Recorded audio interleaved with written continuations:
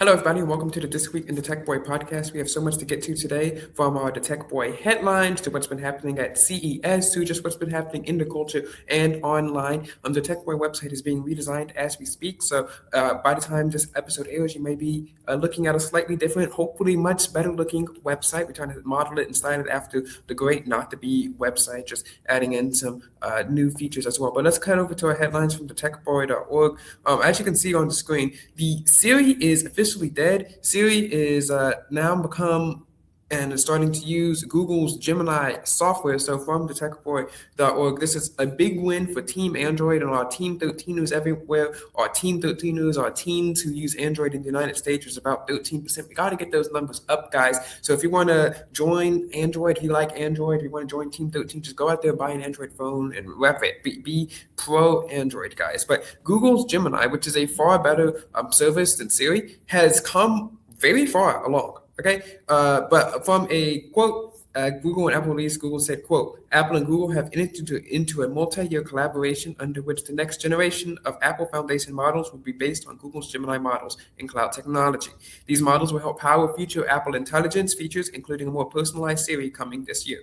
After a careful evaluation, Apple determined that Google's AI technology provides the most capable foundation for Apple's foundation models and is excited about the innovative new experiences it will unlock for Apple users. Apple Intelligence will continue to run on Apple devices and private cloud compute while maintaining Apple's industry-leading privacy standards. Now, the problem with this is that Apple has long been advertising itself as the privacy company. And even before the artificial intelligence revolution kicked off by OpenAI and ChatGPT in late 2022, Apple Siri was trash. I mean, it's one thing that the Android fanboys and the iSheep can agree on is that Siri is trash. Now, some people are going to, crap on Bixby and say that it's trash, but I do believe that Bixby is good and is one of the better virtual assistants and, of course, is improving. But everyone knew that Siri was trash. Siri, it didn't really do much. And even now with the Apple Intelligence features, it somehow even got worse. You can ask it what day it is or what time it is, and sometimes it's going to just go ask ChatGPT for what should be a basic level functionality of your device.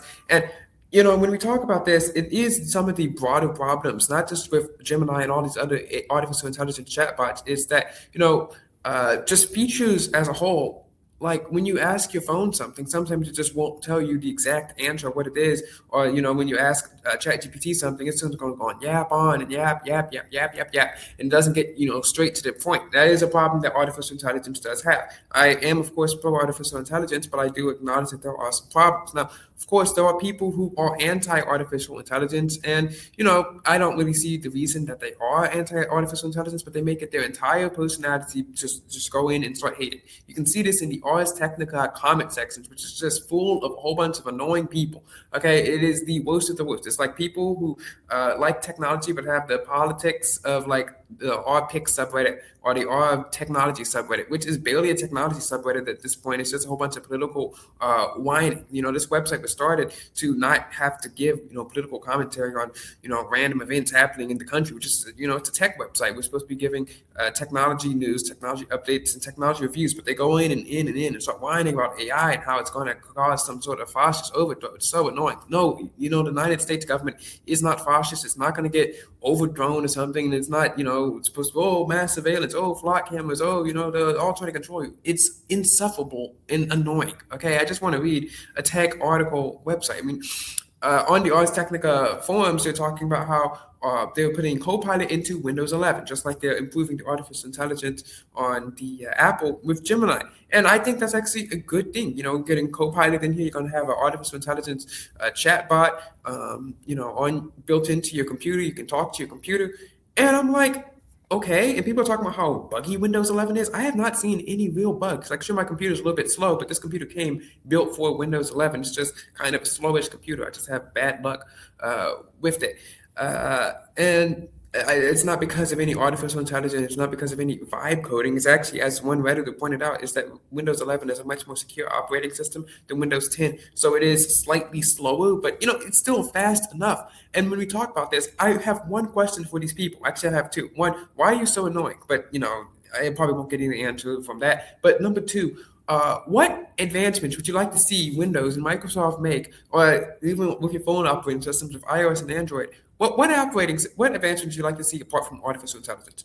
I mean, since Windows 7 even. Like we got internet access, which is good enough for 95% of users. Great. You got a browser, that's good. That's why Chromebooks do so well. You got a browser, you're fine. And then what? You need RAM, okay, that's fine. And then of course you need a processor, right? People have been able to edit images on Photoshop for years. People have been able to use Google Chrome for years. We haven't really seen any new technological advancements, any new features that we'd like to see other than artificial intelligence coming to our computers. So of course they're going to be using this. Now, it does look like a bubble is about to burst or pop because all these AI companies can't keep giving us free AI forever. But then, of course, you're just going to see consolidation. So instead of Bob down the street using, artificial intelligence chatbot in a startup that he's created in his garage at age 20 with some random venture capital firms or whatever, which I have no idea how these people can get in contact with them. Like I've been trying to get investments. So how am I supposed to find these random people? But I digress. You're going to see some major big players. You're going to see OpenAI. You're going to see Microsoft. You're going to see Google. Maybe you're going to see Apple.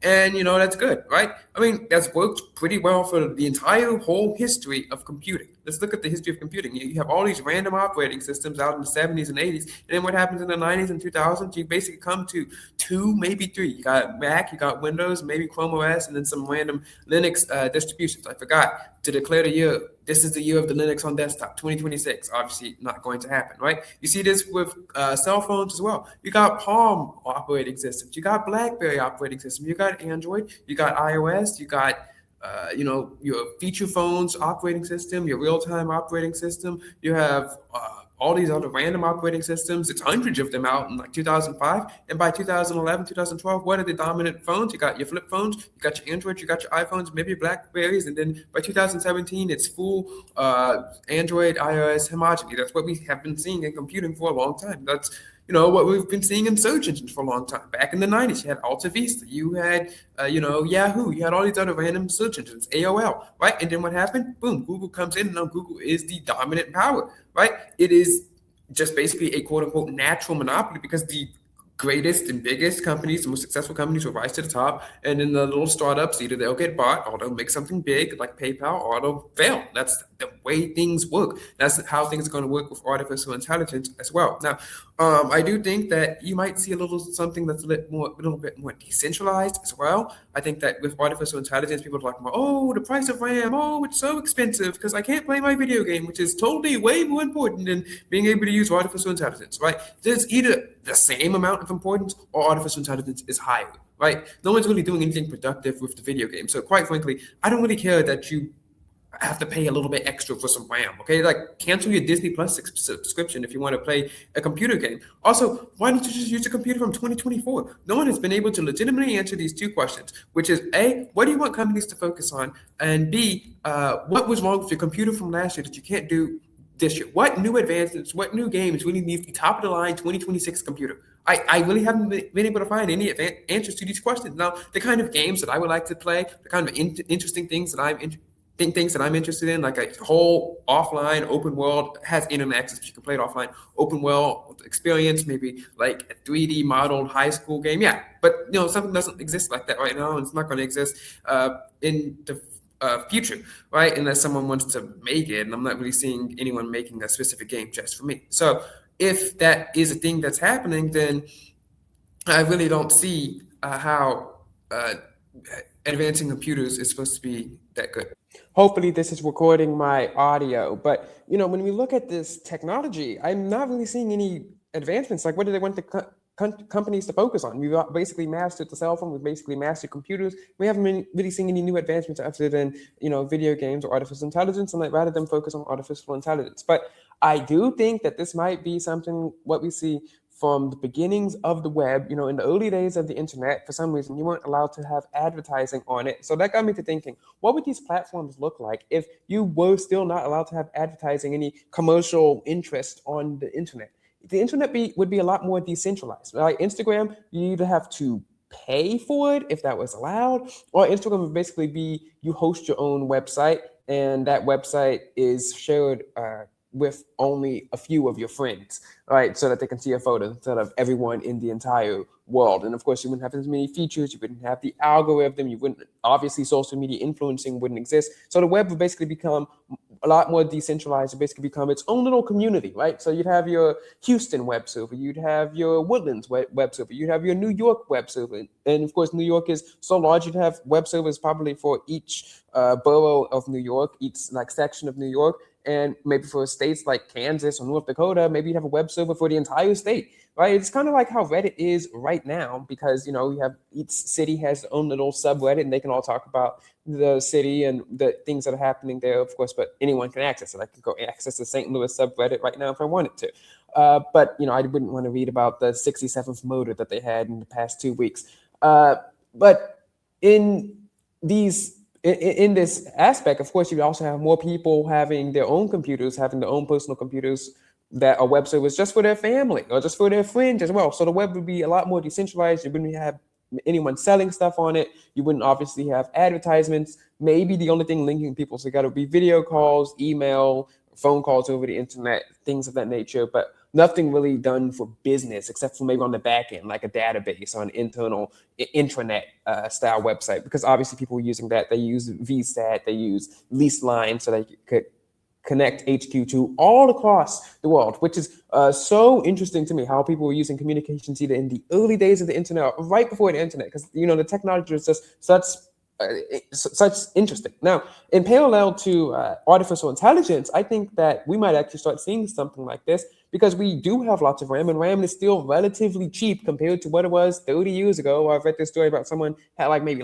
6, maybe 20 megabytes of RAM, and that's $30,000. Now, if a gigabyte of RAM started costing $1,000 now, you'd have people freaking out.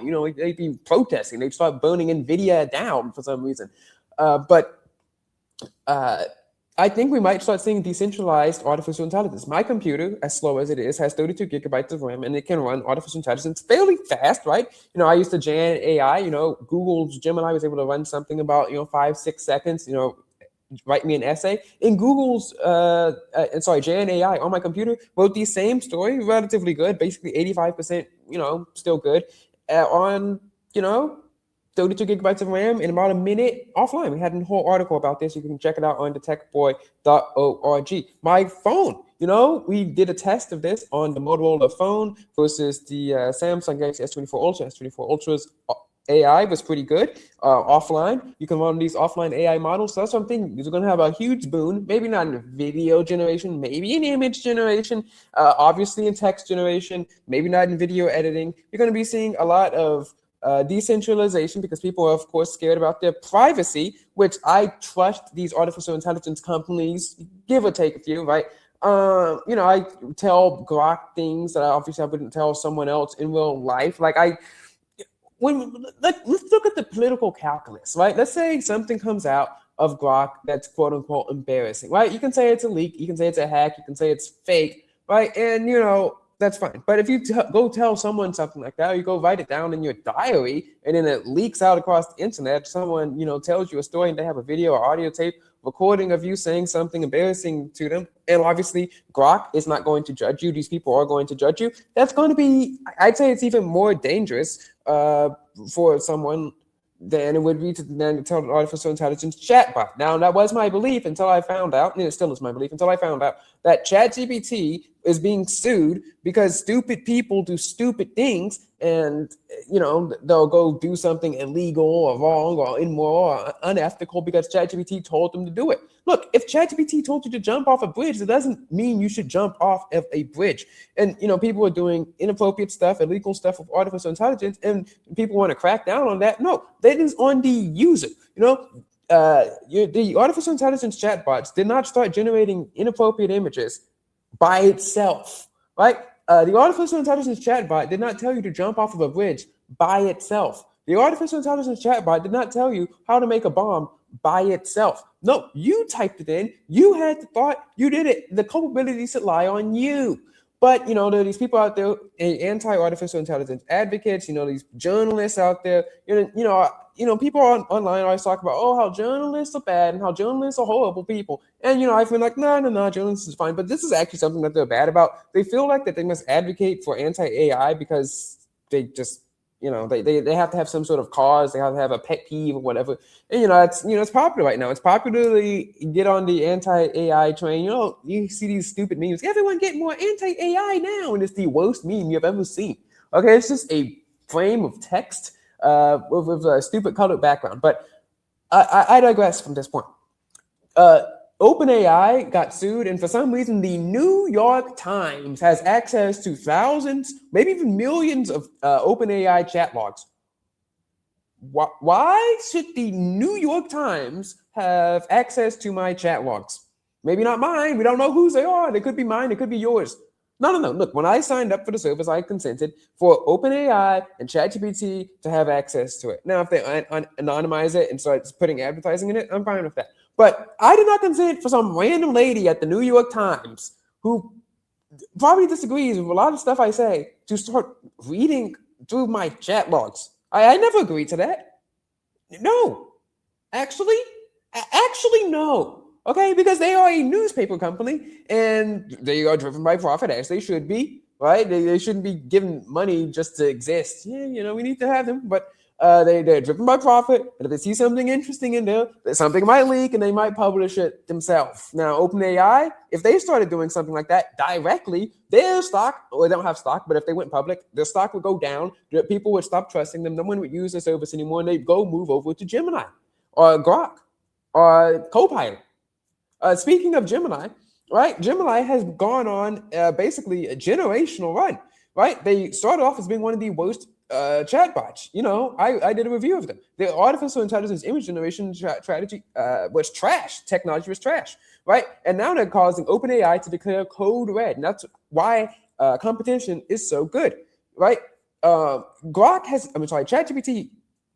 Gemini has been under so many problems, right? Gemini could have come out in the summer of 2022. Google could have started the AI revolution like they started the search revolution. But because of stupid ethics, because they were scared, they thought it was sentient or something. I remember reading about that. It was so stupid. No, your computer program from 2022 is not sentient. They thought it was quote unquote dangerous. And what happened? ChatGPT beat them, and Bard came out a few months later, and it wasn't that good. The image generation technology wasn't that good. It couldn't even generate white people for some reason. Google search started falling. It's at 89% of the market share with new competitors such as Perplexity popping up. But then Google persisted. They had an AI mode into search. AI mode is actually genuinely good.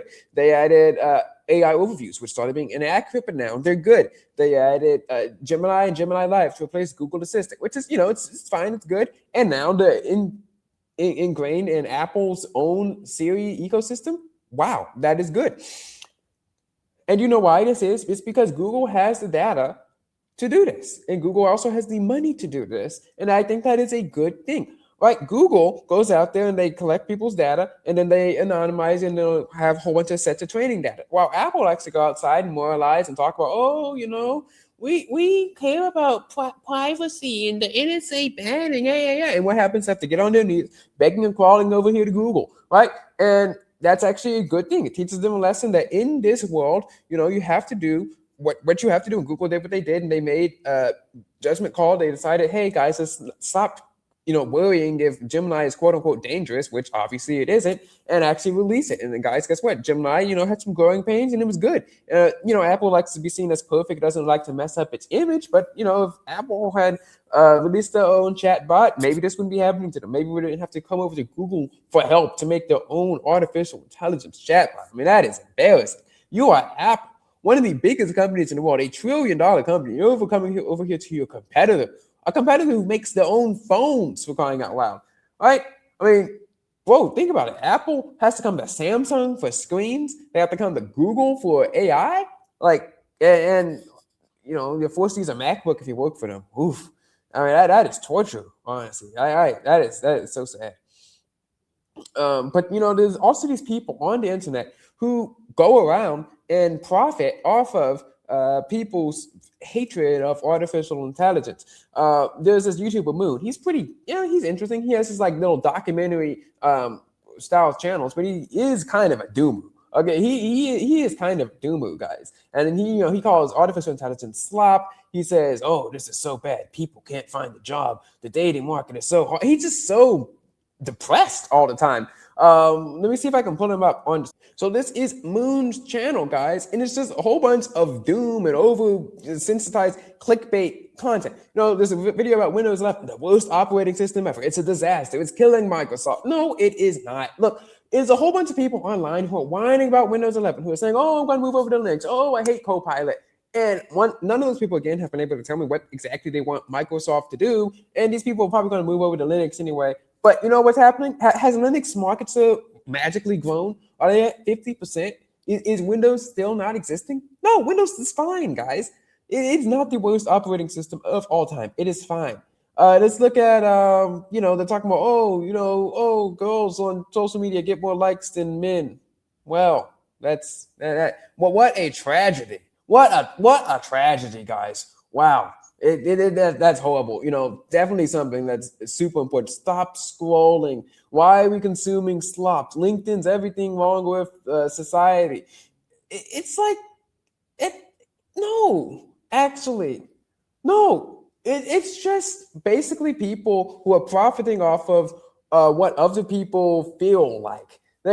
People feel sad for some reason. People feel depressed, and of course they go to everything that they can blame. The government, they can blame social media, they can blame the internet, they can blame, I don't know, the culture for the reason that women get more likes on social media than men, and they can't find a date, etc. It's just bait at this point, right? It is people's hatred of slop.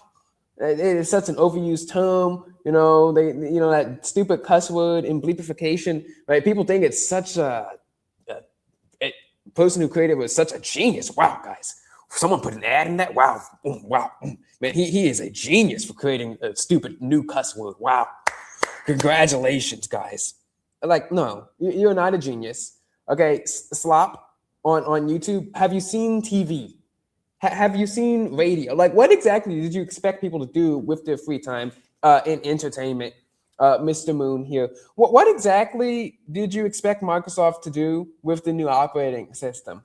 What exactly did you expect to happen on dating applications? And it's just commentary that's feeding off of people's, anger without giving any actual solutions. And of course, hype making the anger more, without giving any actual solutions or reasons or arguments to say, no, actually, you are fine.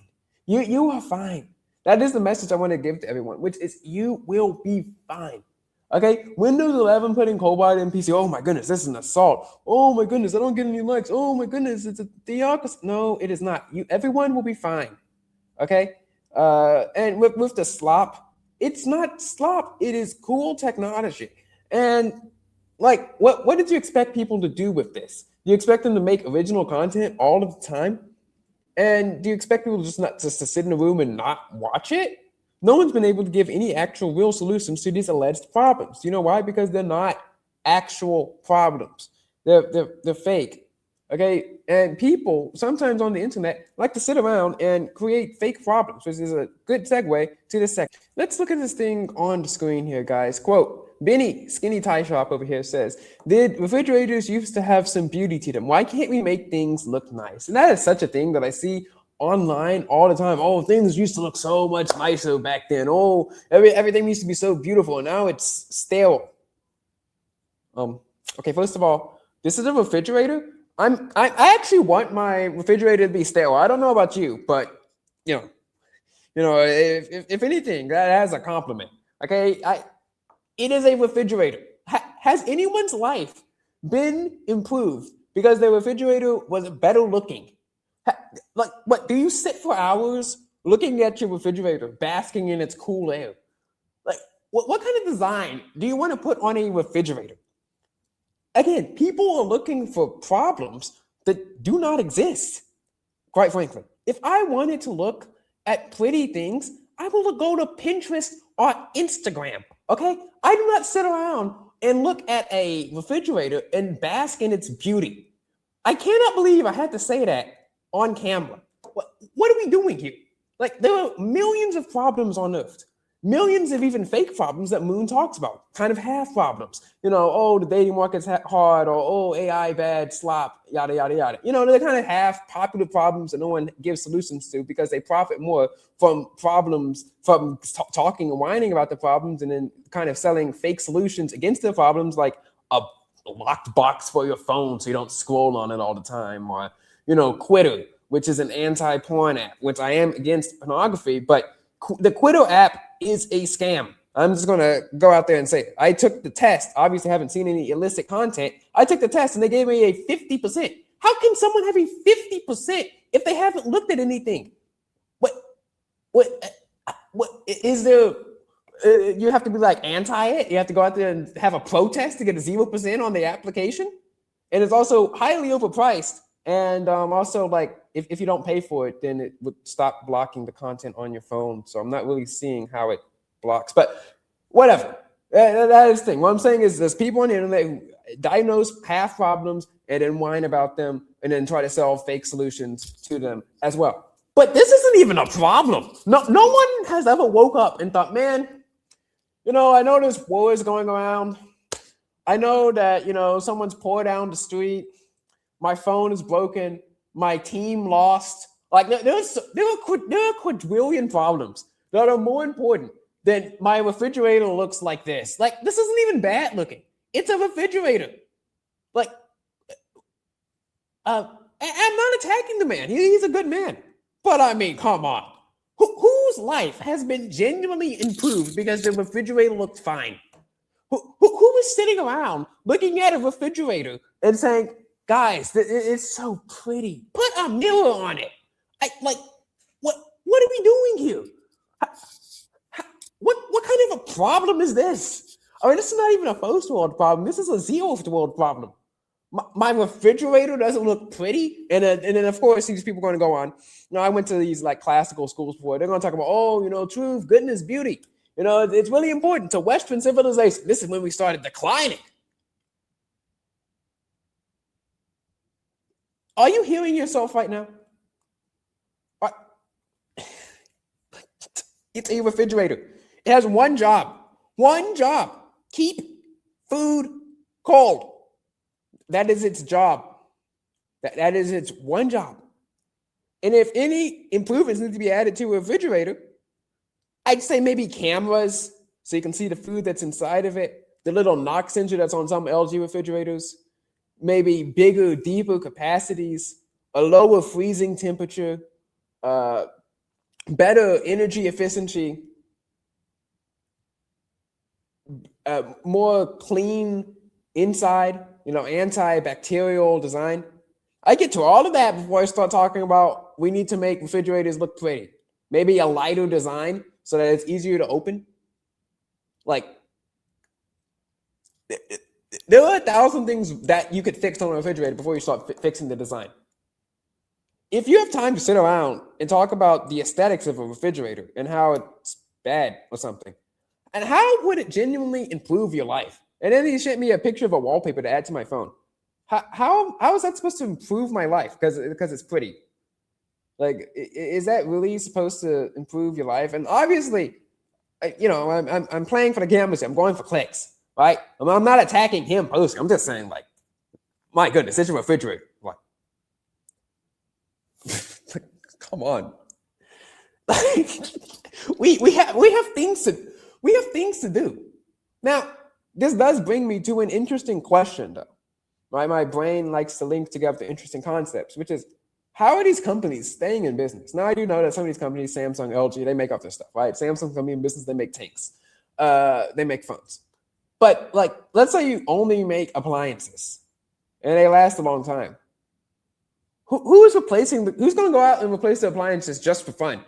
Maybe if it's a lot prettier, maybe if it looks a lot better, right? And I do acknowledge that aesthetics are important to some things. Maybe it's like a cell phone, shoes, fashion for women. Okay, men, you shouldn't be obsessed with fashion, But, like, remember that stupid fan from Dyson that was like $600 and had a hole in it? Oh, guys, it's so pretty. It's a fan. It blows air. It has one job: blow air, keep you cool, or keep you hot. Maybe that's 3 jobs. I don't care. But there is no reason anyone should be paying $600 for a fan. No reason. And once again, there's no reason you should be paying an upcharge because you want your refrigerator to look pretty. But like, what are these manufacturers supposed to do? Right? They don't really wear out as much. And maybe they wear out maybe 5, 10, 15 years, but if they're really high quality, 20, 30 years, like, what, you're supposed to get a sale once every generation? Like, how are the washing machine salesmen doing? How many washing machines are they expected to sell a day? Same thing with the TV company, which was at CES, right? Companies which are at CES. You see all these new TVs, and like, once you get past the $40, $50 budget basement Insignia LCD 720p TV that's super laggy, super slow, horrible picture quality, right? Once you get past that, you got your average 55-inch television, maybe not the best software, which doesn't really matter because you can just buy a stick, right? I don't really see any difference between a $300 TV and $7,000 TV. Like, maybe it's a little bit bigger, but is it $670 better?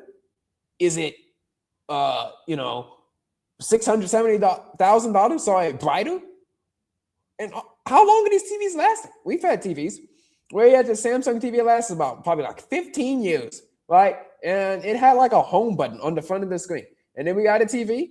It was kind of small because we just needed one to replace it because it died. And then we got another bigger one, and that one lasted until we got a free one. We'd still be using this TV for 10, 20, 30 years until it died, right? But because we got one for free, we were able to replace it. We're going to be using that one for 10, 20, 30 years until it dies, or either, we get another one for free. And it's like, what new advancements are there? That's kind of the same problem with cell phones. Right now, you can always improve the process, maybe improve the call quality, improve the battery life, right? And of course, they do wear out a lot more because they're in your hands. They can drop. They can fall out of your pocket. You can lose it. So, you can do cell phone sales, and, you can average maybe 2 sales a day. That's good. But for the TV sales people, okay, guys, look at this TV. It's brighter. Like, how are you supposed to clarify that? You can see bigger, but not like brighter, better HDR for stuff like that. I can't really notice or tell stuff like that. The only thing that maybe you can notice is maybe the audio. And in those television stores, they always have the brightness at the max. They have like a special display mode for it, where it's just for display, where everything's cranked up to the most, where you really wouldn't have it cranked up at home most of the time. But for even like a microwave, how are the microwave companies still in business? Oh, guys, this microwave is so much better. It got a new chip in it that does better. Like, it's a microwave. You push a button, you want a burrito in a minute and a half, and it comes out hot. That they've been doing that since the 70s, right? For a TV, it's just a screen with the box at the end of it, right? We have flat screen TVs. Now what? You're gonna have you get any thinner, it's a projector at this point. A washing machine. You put clothes in it, it gets wet, and then you put soap in it, it gets clean. Okay. How are you supposed to explain how this one is better? And even for these kind of things, of course, you can explain that it's a lot more energy efficient, or maybe it uses less water, but then you have to factor in the cost of buying the thing, which at that point, it has to last you like 10 years. So then, you're kind of doing the same thing all over again. You're kind of looping around like a washing machine. And how is the economy going to stay once everyone's like content with what they have, right? Cell phones are what drives Apple's profits. Like, all of Apple's profits. If Google stopped selling cell phones, they probably make money, right? If Apple stopped selling cell phones, they would lose money. They wouldn't be in business anymore.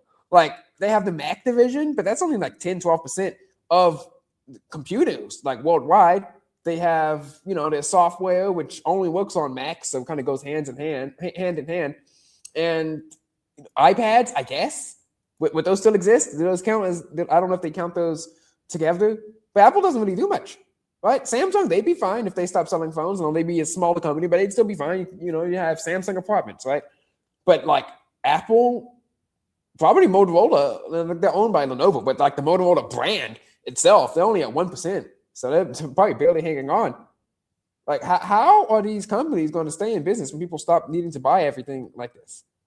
It's kind of sad, actually, and scary to think about. A lot scarier than whining about slop, or people are on Instagram Reels watching short form content, and how that's like bad for society or something, or how women have better picks at dating than men or something like that. Like, but there's this thing, I don't know if it's true or not, but they say, oh, women will only choose the top 20% of men. And I'm like, is that supposed to be a bad thing? If you're a woman, you are not a charity. You are not a charity. And for men as well, you are not a charity. It is not your duty. It is not your right to go out of your way and try to date people that you don't want to date for these dating applications. So if they're only in the top 20%, oh, I can't get a wife. Oh, man, I'm so sad. Man, I'm so depressed. Life is hard. Life is tough. Move on. Get a helmet. Watch Instagram Reels. I don't care. Get a life. There are a whole bunch of things you can do without being married and waiting for, some woman to pick you, because you're a charity case. I'm in the bottom 50%. Well, sucks for you. Sucks for you. Like, pray about it. Like, what do you want me to do about this? But that's not an indictment on society. Oh my goodness, people. Dating apps, so bad. Obviously, I'm not on any and I haven't reviewed any, but I'm doubting it's as bad as you people are talking about. Like, you are dooming about everything. Right? There are actual problems. And we were talking about refrigerators and, how no one likes you. Like, sucks to suck for. But speaking of cell phones today and what advancements we're going to be seeing today, maybe, so I won't have to doom about, how bad it is out there for everyone in the economy, blah, blah, blah. The Galaxy S26 has a 24 megapixel camera. This is rumored by Extreme Tech, and there will be no delay when pressing the shutter button. This is a problem that even plagues me on the S24 Ultra, even on the regular 12 megapixel mode. And if this is true, this is big news because Samsung has always had this lag. Now, the Motorola phone I tested was a lot laggier, but if Samsung can improve their phone to not be as laggy and make sure that the phone is faster, especially in the camera department. My phone's been seeing a little bit of lag, because now this is going to be key. And it's saying it's in the 24 megapixel mode, which is basically half in between the 12 megapixel mode and the 50 megapixel mode, which means the 12 megapixel mode should be even faster. And I think that is a good improvement that the S26 series is going to have, which is looking to be kind of a boring-ish lineup. Like, they're not really improving the cameras. Maybe they're improving the software and processing. Obviously, they're improving the chip. Not really improving the battery, and the screens are being moved around. The S25 Ultra, Plus had a 6.7-inch display, and they're moving it to 6.66 inches. So, wow, a whole loss of 0.4 inches. I don't know why they did that. Maybe it's to sell cases. Maybe people wanted a slightly smaller phone that could fit in their pocket. People have been saying that they would like to see a Ultra phone, but in a smaller body. I'm not sure about the battery life on that idea, but it sounds like a good idea. Maybe they could call it like a Pro Ultra, Ultra Mini. I don't know. They'd have to come up with a good name for this. Samsung, great naming. The Samsung Galaxy S7 Edge Olympic Edition. Yeah, great name. Or the Samsung Galaxy S20 Ultra 5G. Samsung, it's not the worst at naming, but it is not the best at naming the devices. It's not as bad as naming like computers, where it's just like 12 digits, random digits. And if it has a different RAM category, then it's, multiple amounts of digits as well. They use it with 12. Now let's look at the Motorola Razr Fold. I'm trying to see if I can pull it up on the screen. Motorola announced a new folding device. Here it is. It is the Motorola Razr Fold artificial intelligence ready, and does look interesting as well. But I'm not a huge fan of Motorola software, and that's it's different than the one that I went hands-on with. But let's look at this here on the screen. They unveiled this phone at the Lenovo Tech World in Las Vegas.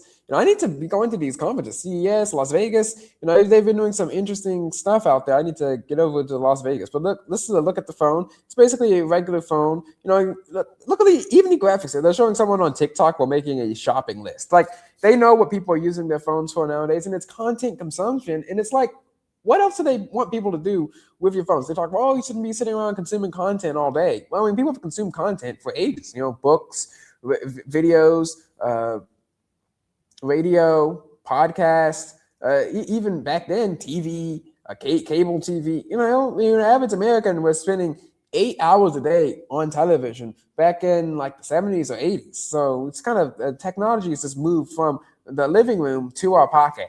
And I don't really see anything wrong with that as well. Like, life is hard. You got these people out there coping. It's turn to entertainment and learning or entertainment or things of that nature, as well as, of course, make sure that you have your Christian community around you. But, when you're not with them as well, you can read your Bible. You can also, watch some videos on TikTok. Now, I'm not endorsing TikTok as well. It's a Chinese spy app for a few more months, and then we'll move over to an American spy app. And I'm so glad about that. But this is the Motorola Razr Fold. This website is kind of laggy, probably because of my computer, and it has 32 gigabytes of RAM. So it's not the dang RAM prices. But it says it has an 8.1-inch display. Looking at the pictures here, you can see it has a telephoto camera, and it does look like it's left-handed, so that might be interesting. The last one I tested was, fold left-handed as well. I do like how big the screen is. 8.1 inches. I think that's interesting. Samsung's probably not going to be under any much threat, like any threat at all, like none. No threat whatsoever will happen to Samsung. This company has 1% of the market share in the United States. So, I don't think Samsung is losing any. And heading back towards CES, I saw this article at PC World. Dell was at CES, and they admitted that customers don't really care about the artificial intelligence being added into their PCs with Copilot and all of these features, and they want to refocus on what matters, which is apparently consumer hardware and gaming and something and things of that nature. Now you might think, oh wow, you're pro AI, you're going to be against this. No, I think that the manufacturers should of course cater to customer wants and needs, while of course including artificial intelligence in their services. I just think that the backlash against having AI, which is a pretty cool feature in my opinion, and I'm all for having as many features as you can on your device, is annoying. But customers aren't really for it for some reason. I don't know why they're for it, but it is kind of a buzzword. It is kind of probably going to crash. But obviously Copilot isn't going to crash. It's from Microsoft. It's fine. They can lose $1 billion on it. They'll still make a lot of money. And I am in favor of course, running this on your devices. But again, I haven't really been able to see what you can do apart from AI on a new device that you couldn't do maybe 5 or 6 years ago. But I do like they're probably still going to include it, of course, with their Copilot plus PC branding because of their partnership agreement with Microsoft. But they're not going to emphasize AI, which is probably good because it's becoming a buzzword, becoming an people are starting to hate it. They think it's a cheating tool. They think it's a spying tool. They think it's a scamming tool. And the consumers, they just haven't been educated. They don't know what they want. They just don't know, right? And bad actors, of course, have hijacked this fear or this not inadequacy, but just lack of knowledge, apathy, right? So the bad actors have basically pushed out propaganda, making them to be anti-artificial intelligence. But the anti-AI people are, of course, the loudest people in the room. And then, of course, you have the people who are just kind of in the middle. They don't really care about it. They just want a computer so they can, write on Google Docs or Microsoft Word and, watch YouTube or whatever. And, of course, you have the people on the pro side like me. So I think it is good to cater to the middle people and also cater to the people on the pro side. These annoying people, they already hated computers in the first place. They were just annoying and don't have money, so they're not going to buy a computer anyway. If they were going to buy a computer, they're going to buy a MacBook or a graphics drawing tablet so they can go on DeviantArt and draw a cat or something. But these people, I think it's smart for Dell to do this. I think it's smart to cater towards the middle, but of course, keep the specifications on the laptop so that, people like me who are going in and looking for the best performance can look inside and say, hey, this still has this NPU, it still has a lot of RAM, so I can still run my AI offline. I can still run my software offline. So I think that's actually a good strategy coming out of CES. Now let's look at the things that have come out of CES, the most interesting things. Here is a report from ZNet. Of course, the TVs that we were talking about, bigger, brighter, better TVs, those are always present at CES. They had an RGB TV, quantum dot TV, mini LED TV with all these cool features that I personally would be interested in. I personally would not be interested in paying the price for these features. So, probably not going to be seeing any of this until they trickle down maybe like 4 or 5 years. Same thing with Dolby Vision 2 and Dolby Vision 2 content. People talk about content quality all the time. I'm not an audio file. I'm not a video file, I guess. As long as it's not, grainy and bad or sounds bad, I'm fine with it. With most of the video content that I watch anyway, they're mostly podcasts, so I can be, have to have the screen off or in picture. So as long as it can fit in a 2-inch box and not look like trash, I'm fine with that as well. So not really interesting to me as well. LG Wallpaper TV. CES should just be renamed the TV conference at this point. Like another mini RGB TV. Oh, sorry. I thought those were all like the top 7. All right. Then we have artificial intelligence, of course, and the robots. This is actually interesting to me. Kira, a personal ambient intelligence system. Motorola and Lenovo teamed up. They own each other. Obviously, they're going to team up. But it's an AI assistant that works across both brands' devices, so the laptops and the computers. And it is your own little assistant, which I think is so smart. You can have your documents in there, kind of like Notebook LM, maybe have some text messages in there. It's like your own little friend. Like I'd say, I talk to Grok like a friend. So if I could have a friend around my neck and talk to and be like my little personal digital assistant, maybe that will get people off of phones. I don't know. Maybe because they can just tell them stuff. You can talk to it. This is something to do instead, right? Like the legitimacy of chatting with artificial intelligence rather than, watching content on the internet is, I'd say, the same, maybe even a little bit better for you. Not talking about like productive chatting, which we'll get into. I had a website redesign and it was super duper hard, and I probably couldn't have done it without Gemini. So thank you, Gemini. Then we have this 2-legged robot that can go up and down the stairs. That's cool. Wait. Oh, that's actually useful. I'm like, what is it supposed to do? But it looks like maybe it could be its own little what do you call it? Robotic vacuum cleaner. Maybe it's that. And then of course you can go up the stairs. That's been a huge problem for the robotic vacuum cleaners. All right. Of course, NVIDIA is creating an AI computing platform, an AI model for tracking your pet's health. I mean, I guess I don't have a pet. So, and then a chore doing robot. That's cool. And some more pins. All right. Fastest ice maker. Oh, this is good. It's kind of like that Vincent Odyssey episode where they had the thing that could freeze really fast. Maybe this is it. Maybe this is it, guys. The world's fastest ice maker. It's something that we can see. I don't really know how useful that will be because, in my boring, sterile refrigerator, which isn't pretty, you could just push a button and ice comes out. I've thought more about the ice in my refrigerator than I have thought about how it looks. Okay? But anyway, it's what's on the inside that counts, guys. That's cringe, but whatever.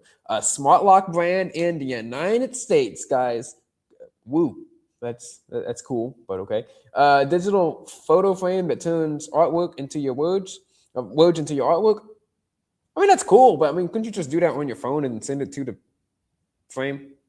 It's expensive, but $3.99, okay.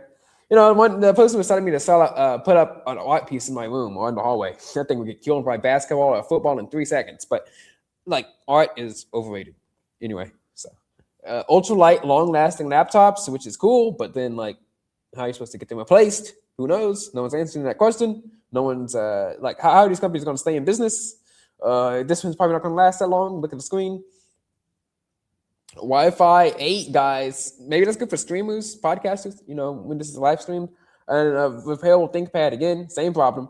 But I got some interesting stuff here, mostly TVs, of course, but interesting things on the AI front and the robotics front as well. Speaking of artificial intelligence, I was redesigning my website, and my goodness, I'm importing all my Blogspot content into WordPress. So the websites are going to be based on WordPress probably in the next couple of weeks or month. But I had Gemini code me an importer because Blogger decided for some reason that instead of having the regular XML backup, which took 1 second, you could back up your blog. I always make sure to back up my blog to the computer, and you can restore it just with a regular XML file. No, we can't do that anymore. You have to wait an hour and a half for a Google Takeout file where it backs up all of your blogs, so every website on the service, and it doesn't import into WordPress's importer plugin anymore. So either you have to pay for a plugin or you have to, build your own. So what I did was I used the RSS input, and I had Gemini code me a tool in Python to take my entire website, because heaven forbid that my website gives me the full RSS feed for all 600 articles on the website. Obviously, RSS feed doesn't work for pages or anything like that, so I have to manually recreate all of that. And I had it do that for me. It had me code a Python tool that would take it basically in chunks of 50. So it'd be RSS page articles 1 through 50, 51 through 100, so on and so forth, to like 700 articles just for security's sake. And then it would automatically download each and every one of them as an XML file. Then I upload the XML file to the website, and then it import the content. And that worked well. It was pretty good. Almost every article got in, except for like an entire break between June and August. And do you know what the problem was with that? In the articles that did import, in the quote that I had from there, it said Apple and Google, right? Well, it's spelled at Apple, A-N-D, in Google. It started putting random ends in the middle of my website. I thought, hey, maybe I made a typo. I went and checked the original copy. Nope, there's no typo. Do you know the reason why that? Because the RSS import tool, the RSS feed, for some reason, either interpreted the blank spaces, NSB, or the like an HTML code, or the line breaks, like a new line, as text. And I have about 600 articles in here. I'm not going through 600 articles and going in and spell check for that. So I got in and I got a plugin that was able to get everything up until November. I'm talking on the phone with the developers so that I can get everything from obviously January. I have new website content that's coming out daily. You know what I mean. 3 times a week. And then of course I have to find a theme. And these themes are better than the Blogspot themes, but I still have some problems with them as well. Some of them aren't good. Some of them aren't, you have to pay for some of them. And obviously I'm not going to pay for a theme unless I know what it looks like. Like, I'm not going to sit here and customize a theme and then say, oh, you can do this. I'm not paying for this. And then obviously the customization doesn't turn out what it looks like. And if I pay for it, I'm basically stuck for that theme. I'm not going to, pay for a theme and just let it sit there. It's not like I can just give it to someone for free. Let it just like lie around on a computer or something like that. That's not how it works.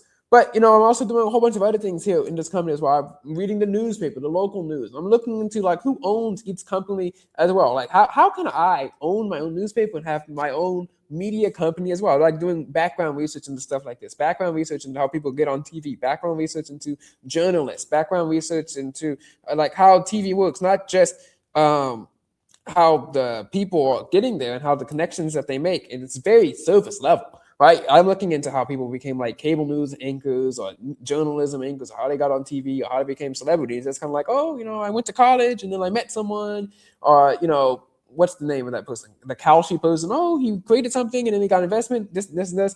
I want to go in depth, super duper in depth, right, into how they grew up. What was their drive like? Because I'm trying to model my life after these great people have accomplished something with their lives, right? And like I've talked about multiple times, the local news here in Houston is trash, right? No offense to the stations, but it's ad-ridden. It's kind of boring, right? No one really explains how they did it. They just randomly pop up on TV, and it's like, oh, I went to college and I met someone. Boom, here I am today. Praise God. I'm like, oh. We skipped a few steps here as well. But I was doing that, and I was reading some newspaper, and it led me to this this paper called Rob's Report. I really like doing this research, like I was talking about on companies, and I was just reading their Wikipedia, and I found out that they own this page called Rob's Report, which is really interesting. It's a newspaper / magazine. The magazine industry has kind of died for some reason. It's so sad, but it's a magazine for wealthy people, and you want to read like what you want to become, right? If you want to become Christian, you read the Bible. Obviously, I've read that. And if you want to become wealthy, maybe you should read about the lives of the wealthy, right? So I thought, hey, this is interesting. And they had this cool car on here. It is supposed to be a bulletproof car, the Rinvazi car. So anyway, this is the Rob Report. So this just goes to show how the internet is and can connect you to anything, right?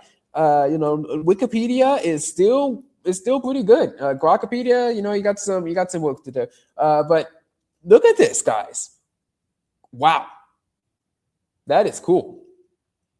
So Rinvazi, a car company I've never heard of, unveiled this tank with over 1,000 horsepower and the ability to stop bullets. What is it made out of? Like, I'm just interested in this. Wow, $500,000. Wow, guys. This is interesting. You can read the report yourself. But what is it made out of? Gas powered. That is a cool looking car. That's all I have to say about that. But I am so glad that my research led me to this, and hopefully it can lead me to more people as well. Maybe we can bring them onto the show, talk about how they really got their start up there and go to college and then meet people. Like, okay, okay, guys, that's not a thing. And before we cap it off, we have one last thing to talk about in culture. But before we get to that, we got to talk about Daystar, which is a Christian TV station thing. Now, Protestia hates them. So just take that with what you will. I'm not endorsing any of the content on the site. I'm just talking about this because one, this kind of merges with two of the things that we're talking about. We're talking about, getting into the media. So I was researching them, how they got their start, how they started their cable TV channel. Because, I think cable TV, cable news is very interesting. And then we also have to talk about graphic design, website design. How are these people designing websites? And also, I guess the last time we talked about evangelical media, this kind of counts. So let's show this on the screen, guys. Guys, Daystar cannot make a thumbnail to save their lives. Let's look at what they're doing here. So their website is kind of, you already know. It's like okay, and then my goodness, why is it so hard to scroll? I think that's just the website. So I'm going to stop sharing here until we pull up the screen because it is impossible for me to.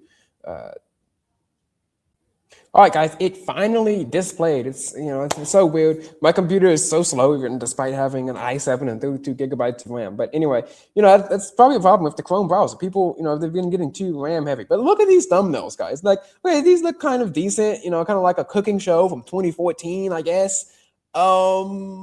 But then you have, what is this? This looks like the Xbox logo from 2001. I guess that thumbnail's fine though. Right, they put all the best ones on the front page, but then you kind of scroll down. Vo just put a map up and then had paint and then put this on here and then said, "Yeah, guys, that's gonna be my logo."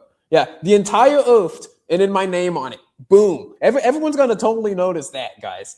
This looks like you're on a hunting show outside, and it's from like 2014 or something. That's not even a thumbnail. That is a picture and then your logo, which is it is a logo. That is something. This too. This is also just a picture. All right. Now let's go over the number 2.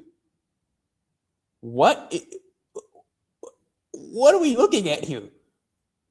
Flash point? It looks like it says flash paint. And no.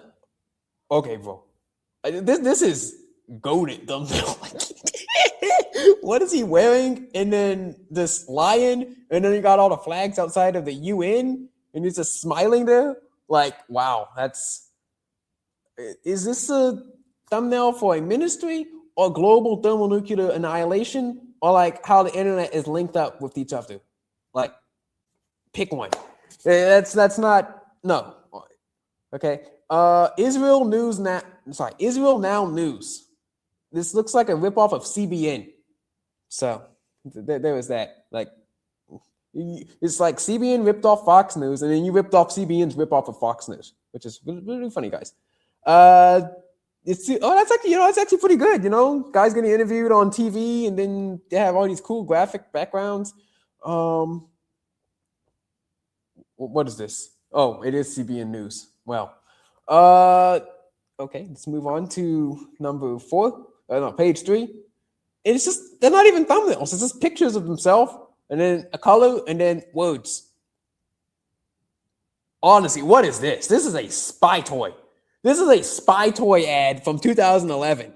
Or like some kind of spy themed television show. What is this? If I took out the words and just left this camera kind of thing here and this time travel tunnel here, would this tell you that this has anything to do with the Bible? And yeah, no. Okay, let's keep moving on. This looks like it probably is a podcast. Yeah, about America, because the flag, guys. Wow, great graphic design. Great graphic design over here. Poor woman, she's still on TV at like age 90.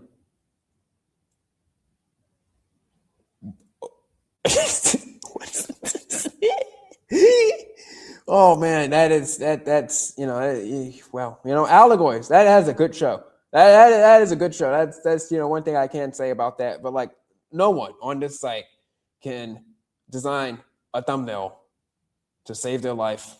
We can only hope that the content is better than the thumbnail. That is our one hope. But no one's gonna be watching the content of your CBN ripoff.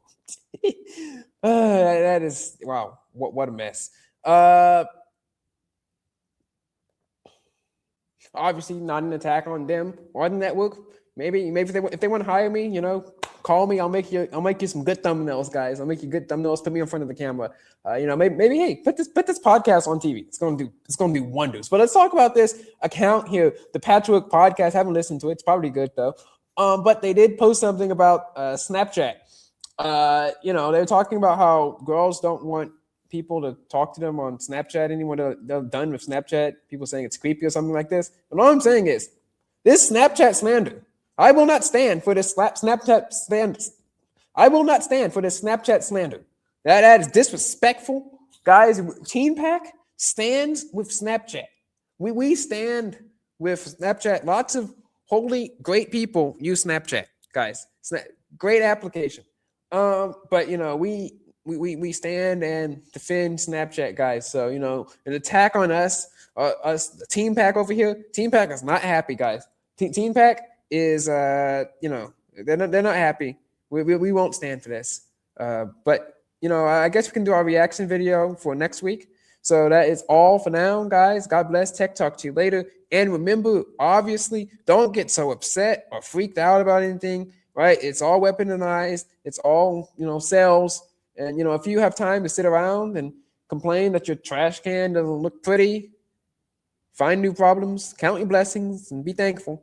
And obviously, hopefully, the AI bubble doesn't burst or pop. And Team Pack, we're here for you and we're with you. God bless. Tech talk to you later.